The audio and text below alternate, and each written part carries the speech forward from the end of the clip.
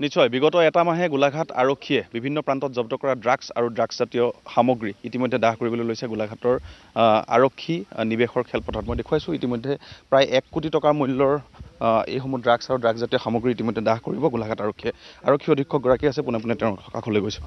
আমি প্ৰত্যেক মাহে যিটো ডিছপ'জেল কৰোঁ সেই ডিছপ'জেলৰ কাৰণে আজি এই মাহত 368 গ্ৰাম আছে।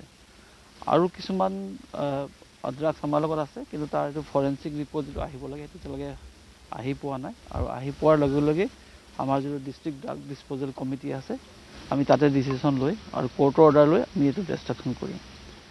আপোনালোকক মই এটা কথা জনাব বিচাৰিছোঁ যে এই বছৰত 1 জানুৱাৰীৰ পৰা এই আজিলৈকে গোলাঘাট ডিষ্ট্ৰিক্টত 14টা কেছ ৰেজিষ্টাৰ হৈছে এগেইনষ্ট ড্ৰাগছ। আৰু এতিয়ালৈকে 4 কেজি 252 গ্ৰাম হেৰইন আমি চিজ কৰিবলৈ সক্ষম হৈছোঁ। 28 জনতকৈ বেছি আমাৰ ড্ৰাগছ পেডলাৰ আৰু প্ৰায় 30খনমান গাড়ী আমি চিজ কৰিছোঁ। ইয়াৰ উপৰি যোৱা 4 মে' আৰু 14 মে' তাৰিখে 4 মে' তাৰিখে শিৱসাগৰ জিলাৰ হালুৱাটিঙত তাতে 585 গ্ৰাম হেৰইন আছিলে। আৰু 14 তাৰিখে মৰিয়নিত তেতিয়াও তাতো আমাৰ 358 গ্ৰাম। গতিকে আমি সেইখিনি যদি আমি ধৰোঁ তো টোটেল গোলাঘাট আৰক্ষীৰ এই বছৰত এতিয়ালৈকে ড্ৰাগছ ৰিকভাৰী মোৰ দেন 5 কেজি হ'ব। আৰু আমি যদি ইণ্টাৰনেশ্যনেল মাৰ্কেটত ইয়াৰ ভেলু চাওঁ প্ৰায় 25 কোটি টকাৰ ভেলু হ'ব। এতিয়ালৈকে এইখিনি আমাৰ ৰিকভাৰী হৈছে। আৰু গেং আছে কিছুমান, আমাৰ চেষ্টা চলি থাকিব আৰু আমি এই যিটো ড্ৰাগছৰ বিৰুদ্ধে যিটো আমাৰ যুদ্ধ সেইটো আমাৰ চলি থাকিব। আৰু মূল কথাটো হ'ল ড্ৰাগছক লৈ ট্ৰেনজিট যিটো ৰুট, সেই ৰুটটোৰ কথা ৰাইজে কিন্তু কৈ থাকে। সেই ৰুটটোৰ সন্দৰ্ভত কি ব্যৱস্থা গ্ৰহণ কৰা হৈছে? নাই, ট্ৰেনজিট ৰুটটো এটা বহুত ডাঙৰ ৰুট। ট্ৰেনজিট ৰুটটো সকলোৱে জানে যে ড্ৰাগছৰ আপোনাৰ ৱৰ্ল্ডৰ যিমান ড্ৰাগছ মানে হেৰইন প্ৰডাকশ্যন হয়, মোৰ দেন 70% হেৰইন প্ৰডাক্টছ হয় আপোনাৰ গল্ডেন ট্ৰায়েংগুলত। গল্ডেন ট্ৰায়েংগুলত আপোনাৰ মায়ানমাৰটো এটা মেইন এৰিয়া। আৰু মায়ানমাৰৰ লগত যিটো আমাৰ বৰ্ডাৰ আছে সেইটো একেবাৰে খোলা বৰ্ডাৰ। তাৰ পৰা হয় নাগালেণ্ডৰ ফালেদি আহিব পাৰে বা অৰুণাচলৰ ফালেদি আহিব পাৰে আৰু মণিপুৰ ফালেদি আহে। মানে অৰুণাচল, নাগালেণ্ড, মণিপুৰ আৰু মিজোৰাম মেক্সিমাম যিটো আপোনাৰ হয় ট্ৰেফিকিং যিটো হয় সেইটো থ্ৰু মণিপুৰ আৰু মিজোৰাম হয়। আৰু মিজোৰামৰ পৰা নাগালেণ্ড হয় আমাৰ ডিষ্ট্ৰিক্টলৈ আহে। আমাৰ আপোনালোকে সকলোৱে জানে 125 কিলোমিটাৰ আমাৰ নাগালেণ্ডৰ লগত বৰ্ডাৰ আছে আৰু সম্পূৰ্ণ পৰাজ বৰ্ডাৰ। তাত তেনেকুৱা কোনো ফিক্স আমাৰ যদি পিকেটিং যিটো থাকে সেইটো আমাৰ যিটো ফিক্স যিবিলাক ৰাস্তা আছে পিকেট আছে, তাৰ বাহিৰেও আৰু ভিতৰুৱা ৰাস্তা সৰু সুৰা ৰাস্তা বহুত আছে।